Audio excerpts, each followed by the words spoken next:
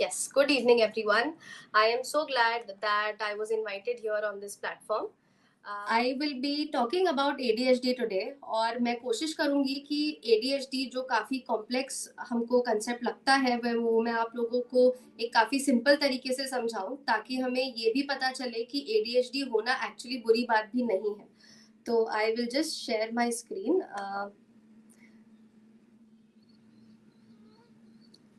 Yes.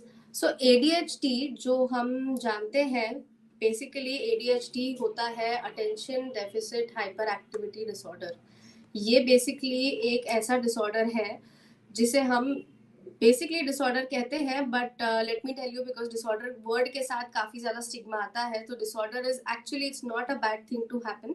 सो basically ये हमें लगता है एक तो चाइल्डहुड इशू है. हमें काफ़ी बार लगता है कि ये सिर्फ बच्चों में होता है या सिर्फ बचपन में, क्योंकि बच्चे बहुत ज़्यादा शरारत करते हैं तो हम उनको यूजुअली सोचते हैं कि वो शायद लेजी है या वो शायद बदमाशी कर रहे हैं.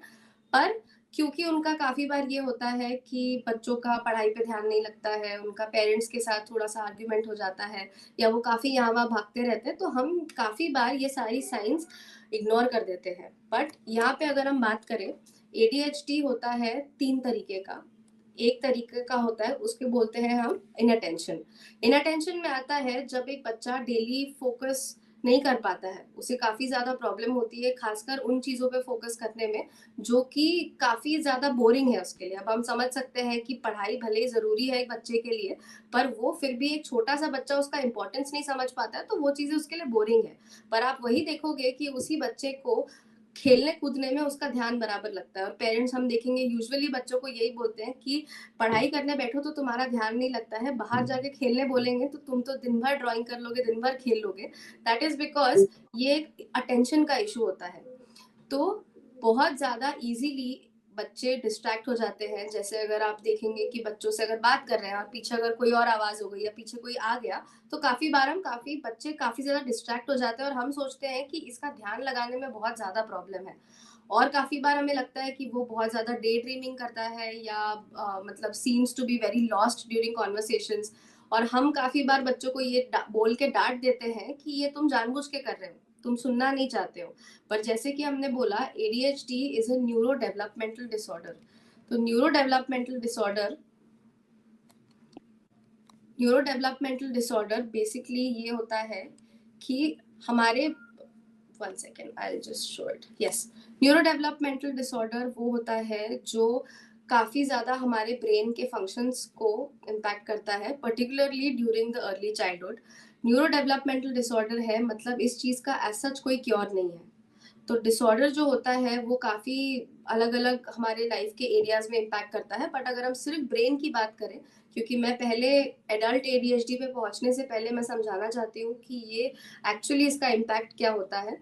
तो neuro developmental disorder ADHD affects the cognition.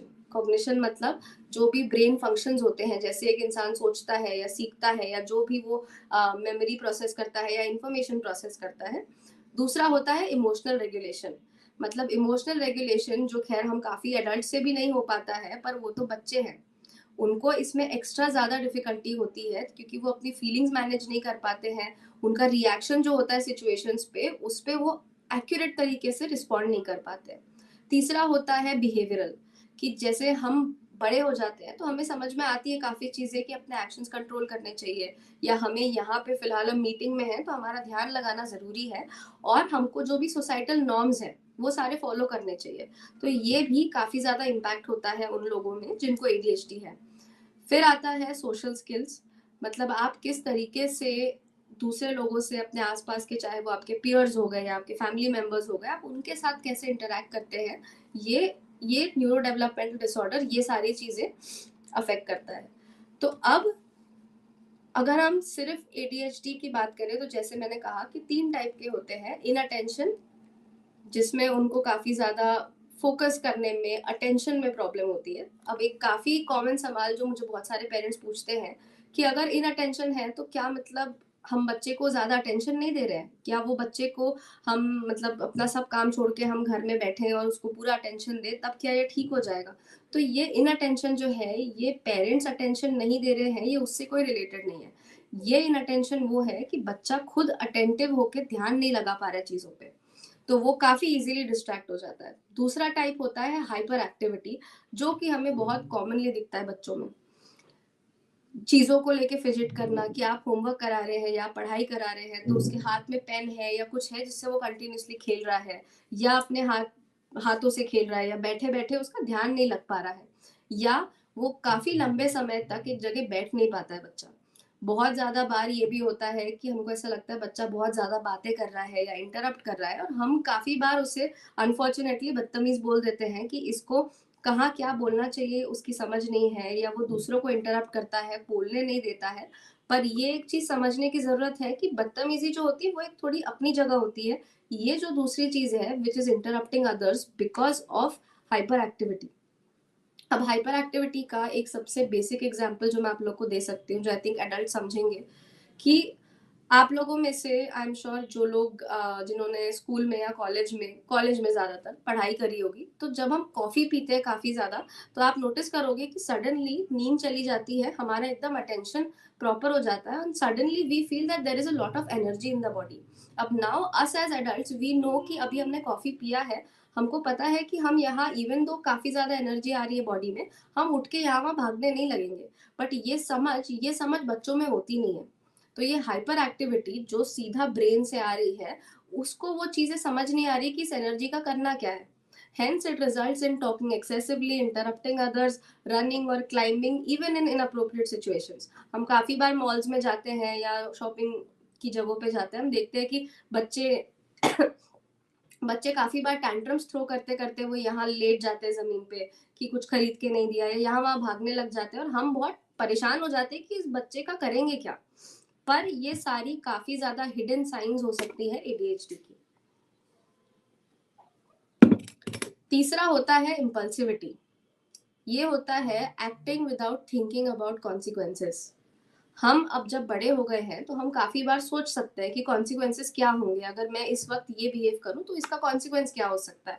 However children are not able to make this differentiation. Not just that, but अब आप बोलेंगे कि मेरे पड़ोस में जो बच्चा रहता है वो तो ऐसा नहीं करता है, उसको तो सब समझ है। But that is where ADHD comes in. क्योंकि एडीएचडी इवन दो बहुत सारे बच्चों में होता है, it is still not there in many people, क्योंकि it is a neurodevelopmental disorder. तो अगर काफी बार इम्पल्सिविटी में क्या होता है कि आप इंटरप्ट करते हो लोगों की कॉन्वर्सेशंस, या अगर आपसे पूछा भी नहीं गया है फिर भी आप जवाब दे देते हो, या आप बच्चे को आप देखते हो कि वो अपनी टर्न का वेट नहीं कर पाता है, चाहे वो गेम खेलने में हो, कि पता है कि बैटिंग मिलने वाली है, चौथे नंबर पे मिलेगी, बट मुझे पहले नंबर से ही मेरा पेशेंस खत्म हो जाता है, कि मुझे तो अभी चाहिए है, क्योंकि मन में बात आ गई है तो वो मुझे करनी ही है, नहीं तो I will have difficulty in emotional regulation, which means कि the kid might have emotional outbursts over small situations.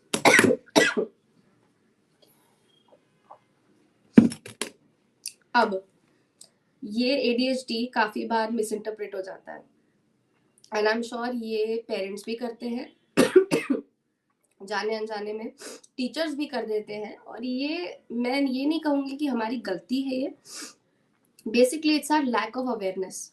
हमें इन चीजों के बारे में पता ही नहीं होता है, हम सोचते हैं कि जैसे ये बिहेवियर हो गया कि रनिंग, क्लाइंबिंग, या लोगों को कॉन्स्टेंटली इंटरप्ट करते रहना, टीचर्स भी बच्चे को लेबल कर देते कि आपका बच्चा बहुत बदमाश है, दूसरों को ध्यान नहीं देने देता। बट अगर आप देखेंगे, हमें लगता है कि this problem is attention seeking, कि ये बच्चा बहुत ज्यादा अटेंशन सीख करना चाह रहा है या जानबूझ के परेशान करना चाह रहा है, तो हम उसको नॉटी लेबल कर देते हैं। But this can actually be a sign of ADHD. क्योंकि आप सोचिए, जो मैंने हाइपर एक्टिविटी की बात बोली कि उसमें इतनी एनर्जी है, उसको समझ ही नहीं आ रहा है इसका क्या करे। Forget thinking about the social norms, जब उसको समझ ही नहीं आ रहा है, इंसान अपनी एनर्जी कैसे निकालेगा? By doing all these things. दूसरा वेरी फेमस, बच्चों को हम आलसी बोल के खत्म कर देते हैं, कि उसका अगर बिहेवियर प्रोक्रेस्टिनेशन जिसे हम कहते हैं, मतलब टास्क डिले करना, कि आपको अगर ये पता है आज होमवर्क करना है, पर अभी होमवर्क करना है, पर वो बच्चा उसको डिले कर करके हो सकता है आधी रात तक खींच के लेके जाए, या अनफिनिश टास्क, या कुछ भी काफी मेसी वर्क जो उसने करना चाहिए, but again they not able to focus on it. तो ये हमको लगता है कि अगर बच्चा कर रहा है तो मतलब उसका ध्यान नहीं लगता है, उसका मन नहीं लग रहा है, या उसका he does not care. He does not care about all of these things, इसीलिए वो बच्चा ये कर रहा है, but again it can be ADHD. Then we have labelled as careless, कि ये अपनी चीजें यहाँ वहां रख के भूल जाता है, इसके साथ में रोज नया हैंकी बेचती हूँ पर ये भूल के आ जाता है, लास्ट मंथ इसने मेरे 2 टप्परवेयर के डब्बे घुमा दिए, या अपनी पेंसिलें, अपने अपनी बुक्स कभी ठीक से नहीं रखता है, लूजिंग थिंग्स, चीजें भूल जाना, फॉरगेटिंग इंस्ट्रक्शंस. मतलब हम काफी बार ये होता है कि टीचर इंस्ट्रक्शन देती है कि सब लाइन में लग जाओ और ये करो और ये करो, 3 इंस्ट्रक्शन आ गए, उस तीनों इंस्ट्रक्शन के कंफ्यूजन में बच्चा सब भूल गया, उसने पहला भी इंस्ट्रक्शन फॉलो नहीं करा और उसने बाकी सारी चीजें भी गलती से उससे इग्नोर हो गई, या बार बार वो मिस्टेक्स करना जिसके बारे में उसका ध्यान नहीं लग पा रहा है. हम यूजुअली ये सोचते हैं कि ये सब अगर बच्चा कर रहा है तो वो नेग्लिजेंट है, कि वो जानबूझ के करना नहीं चाह रहा है, या बस उसको किसी की पड़ी नहीं है. हम यूजुअली बच्चों को बोल देते हैं कि ये काफी सेल्फिश बिहेवियर है, but again it is a sign of ADHD.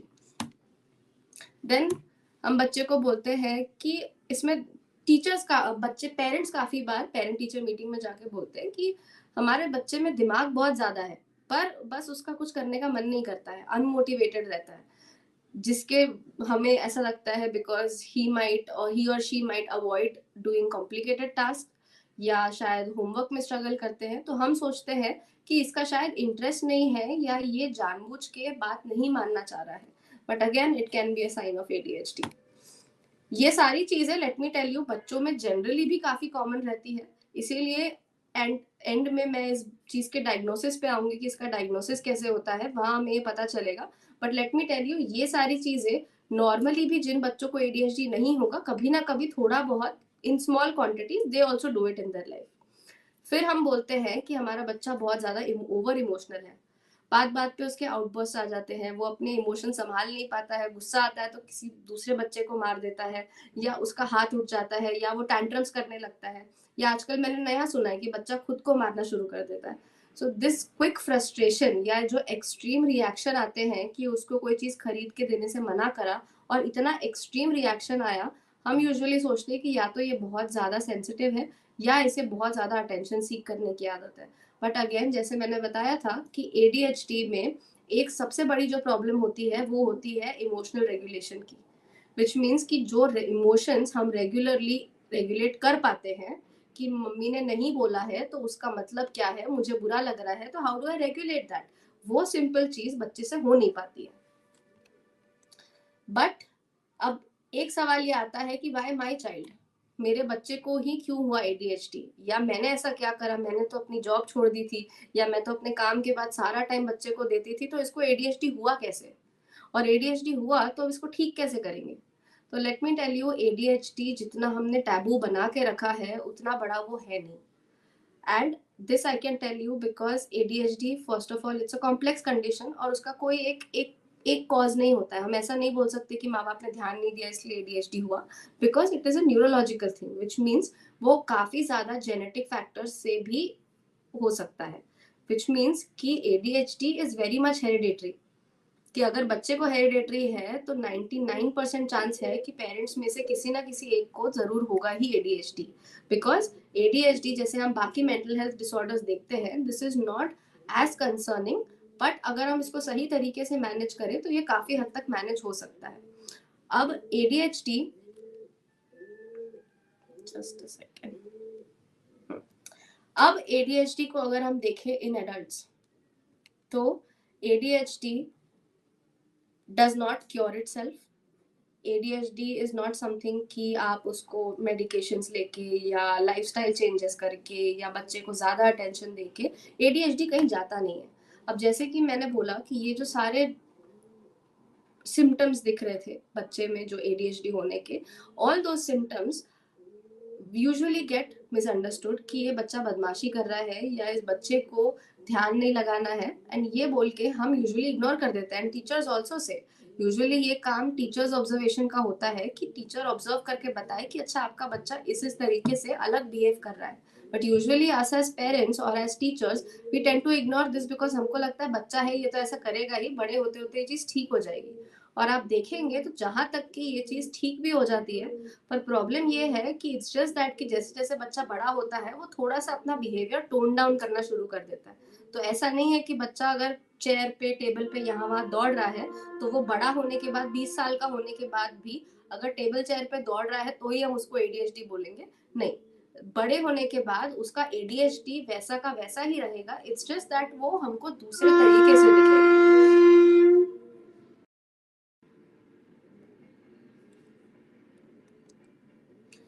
तो कुछ कॉमन सिम्टम्स जो एडल्ट एडीएचडी में होते हैं, फर्स्ट इज फॉरगेटफुलनेस। हर चीज में ध्यान लगता है, हम अपना काम कर लेते हैं, पढ़ाई कर लेते हैं, बट अक्सर हम हमारा फोन यहाँ वहाँ रख के भूल जाते हैं, अक्सर चाबियां यहाँ वहाँ रख के भूल जाते हैं, गैस पे बर्तन रख के वो भूल जाते हैं। एंड भूल जाते हैं मतलब एक्चुअली भूल जाते हैं, नॉट बिकॉज आप किसी और चीज में आप बिजी हो गए या मन लग गया, एक्चुअली में वो मेमोरी से थोड़ा देर चला जाता है। दूसरा होता है प्रोक्रेस्टिनेशन, कि अभी नहीं करना है, थोड़ी देर बात करेंगे, कि कोई टास्क हमें पता है अभी करना जरूरी है बट क्योंकि हम कर सकते हैं we keep delaying it. Then there is disorganised thinking and living spaces.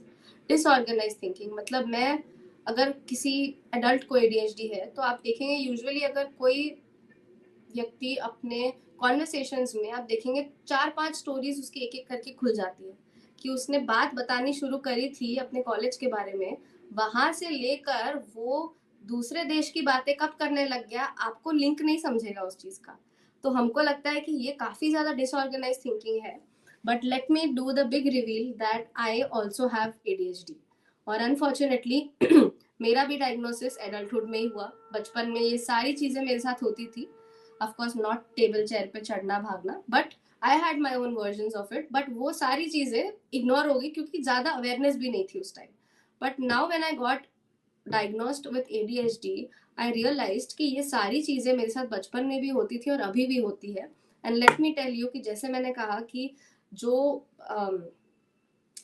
हम एक टॉपिक से दूसरे टॉपिक पे, चौथे टॉपिक पे कैसे पहुंच जाते हैं, to you like to normal people it might seem like कि अच्छा इस बातों में कोई लिंक नहीं है, but the minds of ADHD work in such miraculously creative ways. So ADHD, let me tell you with personal experience, it is not all bad. It works in such miraculous ways कि वो हमारे दिमाग में it makes complete sense कि link है सारी बातों में। So काफी बार आप देखेंगे कि adults they are very well at work, मतलब काम बहुत अच्छा कर रहे हैं, but आप उनके घर जाके देखोगे तो छोटी छोटी चीजें यहाँ वहाँ पड़ी है।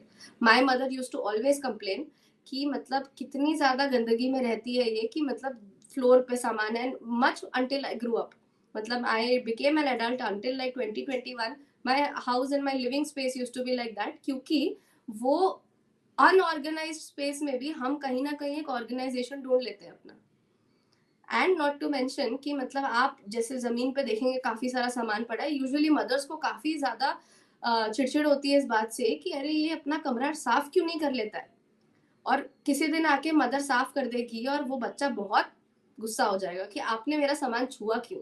क्योंकि one surprising fun fact is that कि वो जो आपको 1000 तरीके के सामान यहाँ वहाँ दिख रहे हैं, जो आपको लग रहा है कि ये सब ऐसे ही पड़ा हुआ है, हमने उसमें भी एक तरीके का पैटर्न बना लिया। आप हमको बोलो वो कचरे में पूरा एक सेफ्टी पिन ढूंढ के दो and we'll be able to find it and give it to you, because that is the way and that is one of the most amazing ways जिससे मैंने इस चीज से डील करने का तरीका ठीक है सीखा है। दैट नॉर्मली हम बोलते हैं कि नॉर्मली जो सिस्टम लोगों के लिए काम करता है कि आप अपने कपड़े अच्छे से उठा के आयरन करके ऐसे रखो, सब चीज को एक एक जगह पे रखो, this system might not really work with someone with ADHD because organised thinking नहीं हो पा रही है। So it is very common कि आपकी जो रहने की जगह है that is also not going to be very organised. So the way I did it is I created systems around it कि it is supposed to be clean, but the way it's going to be clean I decide that. We'll come more to that later, how to manage ADHD. But yes, again difficulty focusing, completing tasks. अभी फिलहाल मैं काफी अच्छे से focus कर पा रही हूँ यहाँ पर, but again I also have my moment जहाँ मैं एक चीज पे फोकस नहीं कर पाती हूँ। But one multitasking perk of this is that I am able to multitask very well. आप मुझसे 3 चीजें एक साथ करवा लो and I will be able to do it very well. So ये सारी चीजें मैं आप लोग को इसलिए बता रही हूँ क्योंकि एडीएचडी भले दिखने में थोड़ा ऐसे भयानक लगता होगा कि अरे कोई 30 साल का हो गया, 40 साल का हो गया और वो ठीक से रह नहीं पा रहे हैं, बट उसके काफी ज्यादा फायदे भी होते हैं। क्योंकि people with ADHD usually they have they are very creative people. And I explored this because up until I was around 20 years old, I did not have many hobbies in life. But suddenly after that, I developed 5-10 different types of hobbies. मतलब painting, singing, all of this I started learning from scratch. And that happened क्योंकि हमने इन attention की बात करी थी कि ज़्यादा जैसे हम इंस्टाग्राम में रील देखते हैं, हम कुछ सेकंड देखते हैं और फिर स्क्रॉल कर देते हैं. दैट्स बिकॉज अटेंशन नहीं लगता है उतना. सिमिलरली इन एडीएचडी ऑल्सो हमारा कोई एक चीज में ज्यादा टाइम अटेंशन नहीं लगता है. But what happened with me was that मैंने एक हॉबी स्टार्ट करी, कर ली अच्छे से, आई लर्न इट, जितना भी शॉर्ट टाइम में I learn it, and then I moved on to the next. अब दूसरों को देख के ये लगेगा कि अरे बहुत जल्दी बोर हो जाती है ये, या इसका तो कहीं मन नहीं लगता है. But in my mind that task is complete. ये मुझे करना था. मैंने कभी पेंट ब्रश नहीं उठाया लाइफ में, मैंने अभी पेंट ब्रश उठाया, मैंने कुछ पेंटिंग्स बनाई, 8-10-12 पेंटिंग्स बनाई और वो अच्छी बन गई. अब हर चीज में एक्सेल करने का ऐसा कंपल्शन नहीं है मुझे. So I will move on to the next task, क्योंकि नॉट ओनली ये टास्क बोरिंग हो गया है, but again something else is seeming more interesting to me. तो ये बोर होके moving on to the next कर करके I did not realise when I developed like 7-8 different kinds of hobbies and skills. And that is something कि मैं आज भी if I pick it up I'll be able to do it. But this is just to let you all know that there are perks of ADHD also. करने का तरीका थोड़ा सा अलग या weird लग सकता है काफी लोगों को, but again we learn to live with it and it's a good thing. Then impulsive decisions कि काफी बार ये I don't know how much youth is here to relate to this, but one common thing is कि काफी जल्दबाजी में हमको पता है कि हमको किसी को टेक्स्ट मैसेज नहीं भेजना है, या हमारा झगड़ा हुआ है, या देयर इज समथिंग हैपनिंग जिसके वजह से I know I am not suppose to text this person, but because of ADHD and impulsivity I might just text. बिना सोचे समझे I might just text. Of course regret होता है बाद में, but again impulsive decisions. It can be related to buying stocks. जैसे अगर मैं if I am talking about man, buying stocks suddenly काफी टाइम हमको मिड लाइफ क्राइसिस जब होता है लोगों को, हमको देखने में मिलता है कि man is suddenly getting interested in golf और बिल्डिंग न्यू हॉबीज, या सडनली गार्डनिंग कर रहे हैं. All those things, all of these are very part of impulsive decisions. In women this is lot of times seen as impulsive shopping. आजकल तो काफी easy हो गया क्योंकि हम मिंत्रा अमेजोन खोल के तुरंत फोन में शॉपिंग कर लेते हैं कि अभी इच्छा हुई, अभी मन हुआ, financially I am okay to buy it, so I am going to go and buy it. So impulsive decisions is also one thing. Then we have emotional dysregulation कि काफ़ी ज़्यादा जल्दी फ्रस्ट्रेशन हो जाता है, या काफ़ी ज़्यादा वो इंसान किसी चीज़ को लेकर पकड़ कर बैठ जाता है. So let me tell you this very interesting thing कि अगर आपके आसपास ऐसा कोई है जो काफ़ी बार आप देखेंगे कि इशू सॉल्व हो गया है, वो बात हो गई है, ख़त्म हो गई है, फिर भी वो इंसान उस बात को पकड़ के बैठा हुआ है. Now that may happen because of ADHD. मैं नहीं कह रही कि सिर्फ ADHD की वजह से होगा, but that may happen because of ADHD, क्योंकि ADHD वालों को ना एक बहुत अलग सी चीज़ होती है which is called it has a very nice term for it, but it's called fairness sensitivity. Fairness sensitivity, this is not an official term, this is just what I'm saying. Fairness sensitivity कि मतलब अगर कोई चीज़ fair नहीं है तो वहाँ आप देखोगे कि एक ADHD वाले इंसान का दिमाग अटक जाएगा कि अगर स्पेशली मेरे साथ कोई ऐसी चीज़ है जो बिल्कुल फेयर नहीं हुई है, my mind is more likely to get stuck on that, and because of that, because I'm already not able to regulate my emotions, I will more likely be stuck on that. अब ये तो हो गया everyday symptoms of adult ADHD. So like I told you again to recap that ADHD does not go anywhere. ADHD अगर बच्चों में अगर आपने डायग्नोज कर भी लिया तो at the max what can happen is that they will learn how to live with it and they'll have better strategies of how to manage it. But early diagnosis भी कर लो तो उससे वो ADHD चला नहीं जाता. It's in the brain. Once something is in the brain, it's not going to go away. It's basically the chemical wiring. जैसे कुछ हॉर्मोन्स होते हैं, एक होता है डोपामिन नाम का हॉर्मोन होता है हमारे ब्रेन में, which is responsible for motivation. आप देखेंगे एक नॉर्मल इंसान का अगर मोटिवेशन डोपामिन लेवल अगर यहाँ है तो किसी ADHD वाले का डोपामिन लेवल ओरिजिनली यहीं पे रहेगा. तो आप सोच सकते हो कि अगर आप लोगों को काफी बार लगता है कि यार बोर हो रहा है, काम नहीं कर पा रहे हैं, आपका डोपामिन यहाँ होने के बावजूद भी आपसे काम नहीं हो पा रहा है क्योंकि मोटिवेशन नहीं आ रहा है, तो यू कैन ओनली इमेजिन कि जिसको एडीएचडी है, जिसका dopamine hormone which is the motivation hormone ही इतना कम है, उसको और कितनी ज्यादा मेहनत करती होगी for simple task. One thing I tell you, and I think ये शायद कुछ लोगों ने सुना भी होगा इस बारे में। हम सोचते हैं कि नहाना और ब्रश करना ये बहुत कॉमन चीज है, कि मतलब ये तो बचपन से जिस दिन से पैदा हुआ है उस दिन से कर रहे हैं, there is nothing extraordinary about it, ये चीजें कोई भूल कैसे सकता है, या ये चीजें कोई करता क्यों नहीं है। हम काफी बार सोचते हैं कि अरे कोई अगर रोज नहा नहीं रहा है, या अगर खाना खाने के बाद ब्रश कर रहा है, या ब्रश करना ही भूल जा रहा है, तो हम सोचते हैं यार ये इंसान बिल्कुल हाइजीनिक नहीं है या अच्छे से नहीं रहता है। आई एम श्योर कुछ लोग होते हैं ऐसे जो एक्चुअली करते हैं, but because we are talking about ADHD, for a person with ADHD ये everyday simple task, simple things also seem like task. जैसे अगर यूजुअली हाउसवाइफ्स को आदत होती है खाना बनाने की, हर दिन खाना खाते हैं, हर दिन खाना बनाते भी हैं, बट अगर आप किसी may be newer generation girl जो बाहर खाती है, अगर आप उसको बोलो कि आपको हर रोज 3 टाइम का खाना बनाना है, उसके लिए वो एक रेगुलर काम नहीं होगा, वो एक टास्क लगेगा। Similarly brushing, having bath, doing all these activities which are like everyday basis वाली, उसमें भी एक काफी एनर्जी और अटेंशन लगाना पड़ता है।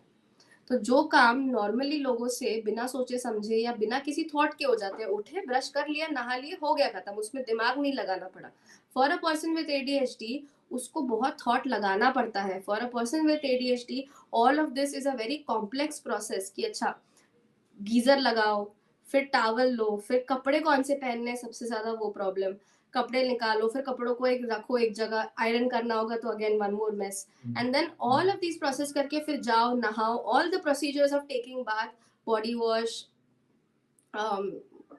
head wash, all these things, then coming out, drying yourself and wearing those clothes. To you it might seem like कि हाँ ये तो ऐसे फ्रैक्शन ऑफ सेकेंड में हो जाता है, सोचना नहीं पड़ता है, but for someone with ADHD आप देख रहे हो एक सिंपल नहाना कम से कम 8-10 टास्क का एक कलेक्शन हो जाता है, and that seems so tedious कि मतलब इतना उनको लगता है मेंटल एनर्जी इसमें इतनी जाएगी, that's why they either simply forget और they choose not to do it. So ये काफी सारी प्रॉब्लमेटिक लगने वाली चीजें, actually it's just a hidden sign of ADHD. Now अब देखते हैं how is it relevant to you, कि ये सब इम्पैक्ट कैसे करता है in daily life. Is it properly visible या मैं जूम इन करूं थोड़ा? Yes yes. Okay, so workplace में हम देखेंगे, because we are all adults here, workplace में the way ADHD impacts is missing deadlines. ये काफी ज्यादा कॉमन बच्चों में भी होता है, यूजुअली 11th-12th के बच्चों की अगर हम बात करें, कि पता है हफ्ता भर था असाइनमेंट करने के लिए, और वो अगर करते तो एक्चुअली सिर्फ 1 घंटा लगता, पर वो हमने हफ्ता भर वेट करा और हमने रात को पहले या सुबह सुबह स्कूल जाते हुए बस में होमवर्क कर रहे हैं। तो ऐसा नहीं है कि हमको होमवर्क करने में दिक्कत थी या हमसे वो हो नहीं पा रहा था या हमको आता नहीं है, it's simply because we are usually known for people who miss deadlines. Then difficulty in organizing tasks or even prioritizing, कि किसी चीज को एक प्रॉपर प्रायोरिटी नहीं दे पाते। ट्रबल फोकसिंग ड्यूरिंग मीटिंग्स और लॉन्ग प्रोजेक्ट्स, आप देखेंगे कि कुछ कुछ आपको रेलेवेंस बच्चों का भी दिखेगा, कि जैसे मैंने कहा था कि they are not able to sit in one place for longer periods of time. Similarly classroom की पोजीशन चेंज करके अब हमने मीटिंग रूम बना दी। अब अगर जैसे यहाँ पे जितने वर्किंग प्रोफेशनल्स हैं, they'll be able to relate to it, कि अगर आप थोड़े से सीनियर पोजीशन में है या एम्प्लॉय लेवल पे है, तो you have those weekly, monthly या yearly meetings where which are very lengthy meetings, जहाँ पे वो रिपोर्ट्स डिस्कस करे जा रहे हैं जो कि शायद आपके डिपार्टमेंट का भी नहीं हो। So you can only imagine that how much it can feel like a torture to someone who has ADHD, क्योंकि ध्यान तो अपनी ही चीज पे मुश्किल से लग पा रहा है, उसमें अगर बैठ के दूसरों की चीजें सुननी पड़े, तो हमको लगता है कि इसमें शायद बहुत ज्यादा एटीट्यूड है कि ये दूसरों की बात सुनना नहीं चाहता है, but problem is with inattention. Then frequently switching jobs due to boredom और डिससेटिस्फैक्शन, ये काफी ज्यादा कॉमन चीज होती है, not just in workplace but even in terms of hobbies. Then poor time management leading to last minute stress, आप usually देखोगे तो people who have ADHD they miss a lot of deadlines, they are frequently late to work, या अगर कहीं जाना है तो आपको ना ये चीज पता होगी कि जैसे सबकी लाइफ में एक ना एक इंसान तो होगा ही, भले आपको ये नहीं पता होगा उनको एडीएचडी है कि नहीं, बट एक ना एक इंसान तो ऐसा होगा ही जिसको पता है कि यार इसको अगर बाहर कहीं लेके जाना है या बाहर कहीं बुलाना है ना, तो इसको आधे घंटे पहले का टाइम बताना पड़ेगा ताकि फिर ये आके टाइम पे पहुंचे। या कोई इंसान है जो पता है यार इसको अगर बुलाएंगे बाहर या इसको मिलने बोलेंगे तो ये आधा घंटा 15 मिनट तो हमेशा ही लेट होने वाला है। So that is also again one trait of ADHD people.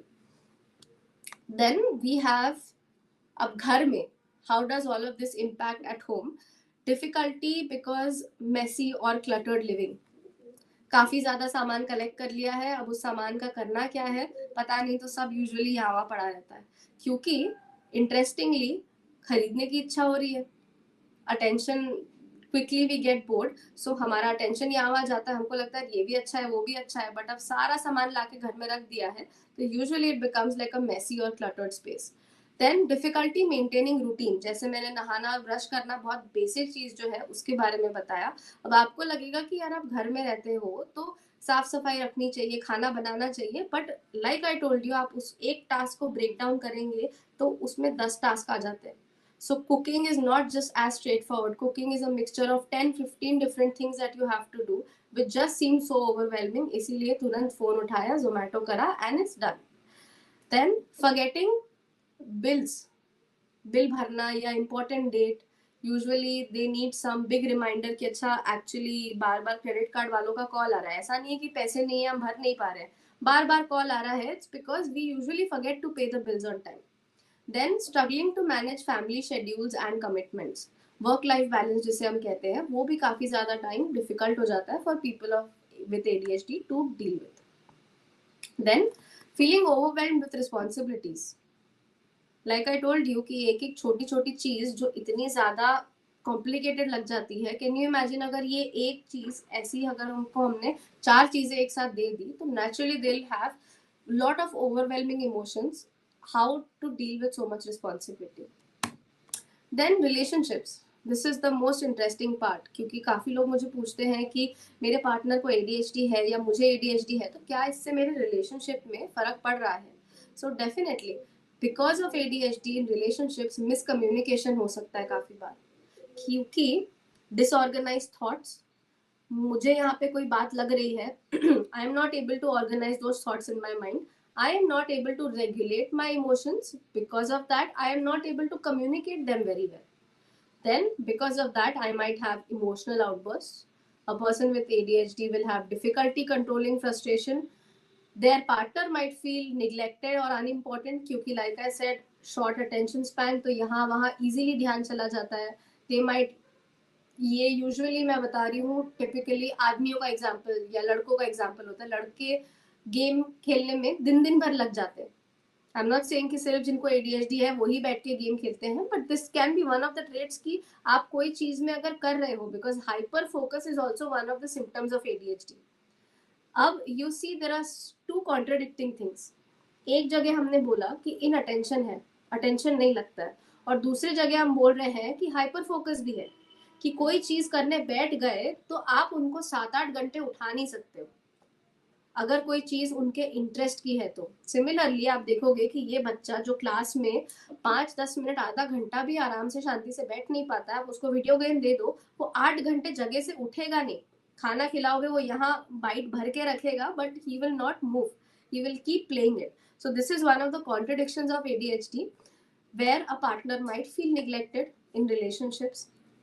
Then difficulty listening, सबसे ज्यादा इंपॉर्टेंट पार्ट जो होता है रिलेशनशिप्स का वो होता है कि आप आगे वाले की बात ध्यान से प्रेजेंट होकर सुने, पर जब इन अटेंशन इतना ज्यादा है, इम्पल्सिविटी और हाइपर एक्टिविटी इतनी ज्यादा है कि you can not help your self और वो आपको इंटरप्ट कर देते हैं।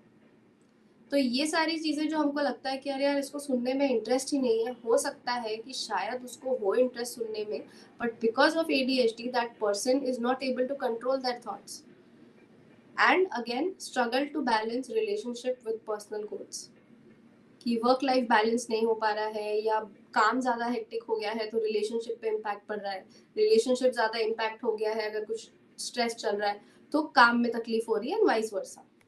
Then of course not to mention health, irregular और skipped workouts. Like I told you, it's not as simple कि जिम पहुंच गए, कार्डियो कर लिया और अपना वर्कआउट करके घर आ गए. It is a task. You have to understand कि how heavy it is of a task, because again motivation भी नहीं है. Like I said, because of low dopamine, motivation नहीं आ पाता है. Then because of that, poor eating habits, impulsive eating या overeating या even forgetting to eat meals sometimes. Sleep problems, might have trouble falling asleep because there are too many thoughts at one time, and might even neglect their regular medical checkups because they simply forget to go, and might have higher stress levels, because a person with ADHD, at least I can speak on my behalf, that there are so many thoughts in the mind at the same time. As I'm speaking to you right now, I might seem like I'm fully focused because I am not missing a beat. I am talking about everything, but I can guarantee and tell you, मेरे दिमाग में 4 thought simultaneously चल रहे हैं, and they are all forming their own chain of thoughts. मतलब और and let me tell you, मेरा ध्यान चारों thoughts पे है. So again, like I told you, ADHD might seem like a problem, but अगर उसका अच्छे से इस्तेमाल किया जाए तो this weakness जो हमको लगता है can also be used as a strength. Then ADHD diagnose कैसे करते हैं कि किसी को ADHD है ये कैसे पता चलेगा. इंस्टाग्राम पे काफ़ी पोस्ट आने लग गए आजकल, वो देख के या गूगल करके तो डेफिनेटली आप नहीं कर सकते किसी को डायग्नोस. कि अभी ये सारी जो लिस्ट थी ये देख के आपको लगेगा कि अरे मेरे हस्बैंड को तो पक्का ADHD है, मेरा बेटा बात नहीं सुनता है, 20 साल का हो गया, 25 साल का हो गया, इसको तो पक्का ADHD है, मेरी बेटी या मेरी सास जो है उनको भी पक्का ADHD है. पर इस तरीके से उसका डायग्नोसिस नहीं होता है, क्योंकि आप देखेंगे ये सारी चीज़ें कहीं ना कहीं किसी ना किसी को कभी ना कभी तो लाइफ में होती ही है. तो इसका डायग्नोसिस सही तरीके से करना बहुत ज़रूरी है. So for that behavioural patterns note किए जाते हैं 6 मंथ्स तक कि क्या आप जैसा अभी बिहेव कर रहे हैं, is it a one time thing या इज इट समथिंग जो कंसिस्टेंटली चलता जा रहा है. प्लस चाइल्डहुड हिस्ट्री कि बचपन में how was your behaviour, how was your attitude towards thing, आपका एकेडमिक रिकॉर्ड कैसा था, and not just in terms of marks but also just in terms of your behaviour. Then there are some tools also, there are some questionnaires, interviews जो अगर आप किसी psychiatrist या clinical psychologist के पास जाएंगे तो they will be able to help you with these questionnaires and interviews and observations with which we can be you can get diagnosed whether you have ADHD or not. Now, because I am a psychologist, first I would like to put priority on that how do you manage ADHD. अब जैसे कि हमने देखा कि ADHD का कोई cure तो नहीं है, तो आप दवाई ले लो, आप मेडिटेट कर लो, आप काउंसलिंग में चले जाओ, ADHD इरेडिकेट तो नहीं होगा, आपके दिमाग से जाएगा नहीं. But now that we know that our dear friend ADHD is there, let's see कि उसके साथ मिल के how can we team up so that we can make better use of it. जैसे वाइल टेलिंग यू कि symptoms क्या क्या होते हैं ADHD के in adults, I also kept telling you कि हाँ बट ये है, बट इसका ये फायदा भी है. That is because with my own knowledge, मतलब क्योंकि I also struggle with ADHD, I knew this before I even became a psychologist. I slowly evolved and learned how can I use this to my advantage. तो therapy की अगर हम बात करें, which is counseling, something that I do, उसमें आता है cognitive behavioral therapy, which is basically to do with changing your thought patterns and changing your behaviors. दूसरा होता है dialectical behavioral therapy, जिससे हम इमोशनल रेगुलेशन टेक्निक सीख सकते हैं. तीसरा होता है स्किल बिल्डिंग, कि जब आप एक काउंसलर के साथ या साइकोलॉजिस्ट के साथ आप काम करते हैं, and let me tell you psychologist are not a psychiatrist, because psychiatrist job is to prescribe medicine. Psychiatrist दवाई प्रिस्क्राइब करते हैं, काउंसलर्स या साइकोलॉजिस्ट या life coaches they help you manage your everyday life. तो स्किल्स बिल्ड करना, जैसे time management. अब हमको लगता है कि यार इतनी बेसिक चीज़ है, अगर तुमको बताया था कि शाम को 5 बजे उनके घर में पार्टी है, वहाँ जाना है, तो तुमको 4:30 बजे तैयार होकर निकल जाना चाहिए था.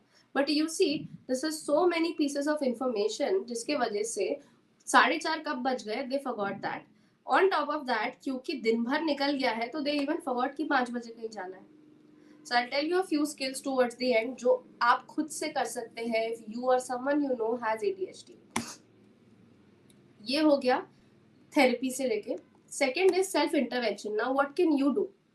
There are so many time management tools, and let me tell you, I use these things all the time. First of all, use calendars, timers, reminders as much as you can. If I am just able to show you all, so I don't know if it is visible very well, but this is my alarms wala app, and if you can just see how many alarms are there. इसको मैं अपने हिसाब से on कर लेती हूँ या of कर लेती हूँ, but I make sure to set alarms and timers so that I don't have to put my energy to that. Even जैसे हम कुकिंग में, रेसिपीज में ये चीज़ करते हैं कि अगर कोई रेसिपी में केक बनाने को 10 मिनट लगते हैं या 15 मिनट लगते हैं, तो आप अवन में टाइम सेट कर लेते हो. क्यों? क्योंकि आप उतने टाइम जा के बार बार देखोगे नहीं. 15 मिनट हुआ, 10 मिनट हुआ, जब हो जाएगा तो मशीन बंद हो जाएगी. Similarly set alarms. अभी मेरा ये 4:45 से यहाँ पे मेरी मीटिंग स्टार्ट होनी थी. 4:45 को मीटिंग स्टार्ट होनी है, मतलब मैंने 4:44 का अलार्म लगा के रखा था. 4:44 का अलार्म, बिकॉज मैं अगर कहीं घर में कहीं और हूँ तो मैं आऊँ, मुझे 1 मिनट लगेगा यहाँ लॉग इन करने में, यहाँ पे बैठ के ये सब करने में. प्लस उसके पहले मैंने 4:30 का अलार्म लगाया था कि in case if I am not at home, मैं आसपास कहीं गई हूँ, तो 4:30 मुझे याद आएगा कि 4:45 की मीटिंग है, तो I have to leave and I have to get home, जहाँ कहीं भी हूँ मैं वहां से. या अगर मैं घर पे हूँ तो 4:30 से मैं तैयार होना शुरू कर सकती हूँ. Might seem like very simple task, but ये सारी चीजें people with ADHD should use a lot more.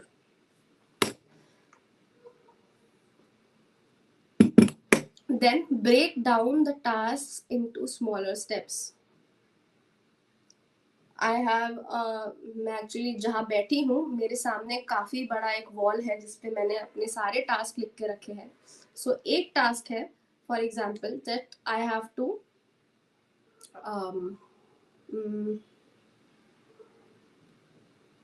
okay, so one of the task is that I have to make some videos for my YouTube and for my Instagram. अब इतना straight forward नहीं होता है ना कि सिर्फ video बना लो. उसके अंदर देर आर 5-10 डिफरेंट टास्क. कि पहले मुझे टॉपिक्स निकालने होंगे, फिर टॉपिक्स निकालने के बाद मुझे अगर स्क्रिप्ट लिखनी है या मुझे पॉइंटर्स लिखने हैं तो वो करना पड़ेगा.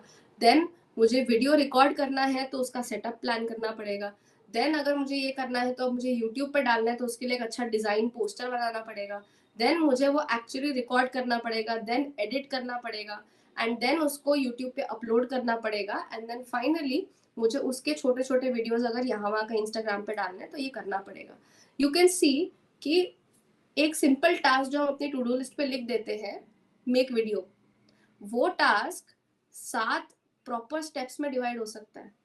Now when you divide these 7 steps, अब मैं डेली बेसिस पे खुद को एक एक चीज की डेडलाइन दे सकती हूँ, so that I don't have to worry about कि यार ये इतना बड़ा टास्क लग रहा है. Then decluttering is very important, which is basically आपके आसपास जो जगह है उसको थोड़ा सिंप्लीफाई कीजिए. कि अगर आपको लगता है कि कपड़े बहुत सारे हैं, try and see if you can make different cupboards. कि ये कपड़ों में सिर्फ इंडियन वेयर रहेगा, ये कपड़ों में, ये कबर्ड में सिर्फ वेस्टर्न वेयर रहेगा. Again this is something that is more like a luxury. अगर कर सकते हैं तो this is something that can be done, but आप अपना डिक्लटरिंग का आप अपने तरीके से just simplify your space. Try and not collect too much things. Then create routines.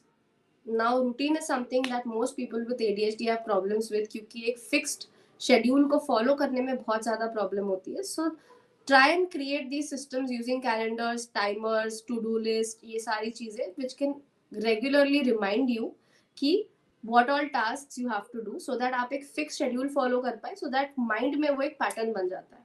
And of course exercise regularly, because उससे focus and mood काफी ज़्यादा enhance होता है. अब final step, because medications. Some common medications for ADHD are stimulants. Stimulant type के medicines होते हैं which are very fast acting, and then there are non-stimulant medications. I personally also used to take medicines. The beauty about these medicines is कि मैं Monday to Friday ले सकती हूँ when I need to concentrate, when I need to focus, when I need to do the work. Saturday, Sunday I can leave it. It's a very chill day for me. मुझे कुछ ज़्यादा काम नहीं है, कुछ भी खास जिसमें से फोकस लगाना पड़े, तो I can just not take the medicines for those days. Lot of psychiatrists also give medicines to children also. These are very child friendly medicines as well as for adults, क्योंकि ये because ADHD is not going anywhere, it is important to manage it. So with counseling, with again the next part is meditation. Meditation with counseling, with meditation, with learning different tricks, अपने आप से self regulation करके, ये सारी चीज़ों के साथ साथ medicine just helps in aiding the chemistry of your brain throughout all this. Now, because this is a meditation seminar that you all had, so I thought I'll include a little bit about the meditation for ADHD also. Unfortunately, people with ADHD, क्योंकि उनको इतनी ज़्यादा problem होती है focus करने में, 30-40 minutes, 1 घंटा तो नहीं बैठ सकते. अभी last month I had gone on a retreat to Bangalore, जिसमें एक एक 1.5 घंटे का मेडिटेशन होता था. नाउ आई नो मेरा करके वो करने में मेरा फायदा है, बट अगेन मेरा ध्यान नहीं लग पा रहा था. मैंने काफ़ी बार करा and sometimes I was able to do it, but it was just somehow too long for me. तो अगर आपके यहाँ किसी को ADHD है तो don't try to tell them कि अरे हम कर पाते हैं आधा आधा घंटा, एक एक घंटा, तो तुम भी करो. No, tell them to start very slow. 5 minute meditation is more than enough. 5 minute 10 minute से स्टार्ट करेंगे and make sure it's guided meditation. एक मेडिटेशन होता है जो आप सिंपली साइलेंस में बैठते हैं and you just meditate through your mind where you try to keep the focus on your breath. But you see why this will be a problem, because हम focus ही नहीं कर पाते, तो ऑफकोर्स मन यहाँ वहाँ चला जाएगा. सेकेंड इज कि दूसरा होता है कि आप कोई म्यूजिक लगा दो. अगेन म्यूजिक में ये होता है कि थॉट्स आने के काफी ज्यादा चांसेस होते हैं, so person might ADHD can again get distracted. Guided meditations I have personally also found to be the best, क्योंकि where you are directly getting instructions YouTube से, या अगर आप मेडिटेशन कंडक्ट करवा रहे हैं किसी कर रहे हैं किसी के साथ, तो कोई आपको अगर डायरेक्ट इंस्ट्रक्शंस दे रहा है तो it's more likely to keep an ADHD person engaged. And of course, not to mention, it will help in increasing focus, calmness and improving emotional regulation, because आप खुद के साथ अगर बैठते हैं कुछ वक्त तो काफ़ी ज़्यादा इमोशनल रेगुलेट करने के चांसेस बढ़ जाते हैं. बट नीडलेस टू से, all these things, ADHD is very much manageable. It, if you get the right kind of diagnosis, because आजकल इंस्टाग्राम पे इतने ज़्यादा पोस्ट आ रहे हैं, तो साइकेट्रिस्ट की प्रॉब्लम ये बढ़ गई है कि हर दूसरा इंसान आके बोल रहा है कि मुझे ADHD है, दवाई दो. जबकि ये सारी चीज़ें कि कभी कभी हर कोई भूल जाता है ना चीज़ें, अपना फ़ोन यहाँ रख के, या कभी कभी हम लेट हो जाते हैं, या कभी कभी हमारा ध्यान नहीं लगता कॉन्वर्सेशन में, दैट डजंट नेसेसरली मीन कि ADHD है. तो right diagnosis will obviously help the people with ADHD to get a better quality of life. Even better अगर आप थेरेपी काउंसलिंग लेते हैं, प्लस आप अपना सेल्फ एफर्ट लेते हैं, प्लस मेडिकेशंस लेते हैं, तो definitely it's a short success. End of course early awareness, early diagnosis, जितना जल्दी पता चल जाए उतना आपका स्ट्रगल थोड़ा सा कम हो जाता है. बट अगेन, अगर आप 40s में या 50s में भी डायग्नोसिस करें तो ऐसा नहीं है कि योर लाइफ इज डूम्ड, कि अब तो कुछ नहीं हो सकता. आई नो चेंजेस थोड़े से मुश्किल होंगे लाने में, because mind becomes a little rigid, but अगर आपको सही तरीके पता चल जाते हैं तो आई एम श्योर अगर आप में से किसी को ADHD होगा तो आपने अपने खुद के, जिसको हम बोलते हैं जुगाड़ू तरीके, अपने आप के आपने जुगाड़ू तरीके निकाल लिए होंगे. जैसे थिंक अबाउट इट, वो I think, so this is just a funny thing, कि वो बहुत सारी लेडीज जिन्होंने पहले वो सिस्टम निकाला था ना कि अरे हम 3rd फ्लोर पे रहते हैं, सब्जी लेना है, तो वो टोकरी बांध के उसको नीचे भेजे. तो अब बेसिकली आप सोचेंगे कि अरे इतने आलसी हो क्या, नीचे भी नहीं जा सकते, 1-2 फ्लोर तो नीचे जाना है. तो I really think someone with ADHD must have come up with that कि यार आलस तो आ रहा है. अब या तो ये हो सकता है कि मैं घर में बैठ के बुरा फील करूं कि यार मैं कितनी आलसी हूं, और मैं वेट करूं कि अच्छा किसी दिन मोटिवेशन आएगा, या तो मैं अपना जुगाड़ लगाती हूँ, क्योंकि मुझे मतलब क्या है सब्जी घर में आने से, तो मतलब जिससे है मैं अपना वो जुगाड़ करके अपना सामान मंगवा लूँ and let me do it. तो this is what I tell everyone कि जिसको ADHD है ना, वो नॉर्मल कैटेगरी में फिट होने की कोशिश मत करो कि यार मुझे भी किसी दिन बहुत एक्स्ट्रा मोटिवेशन आएगा, या मेरा भी किसी दिन बहुत अटेंशन लगेगा तो मैं दुनिया चेंज कर दूंगी. मत करो. जब होगा किसी दिन होगा तो हो जाएगा, अच्छी बात है, बट जब तक नहीं हो रहा है तब तक आप घी टेढ़ी उंगली से निकालने की कोशिश करो ना. And that was it from my side. Thank you so much.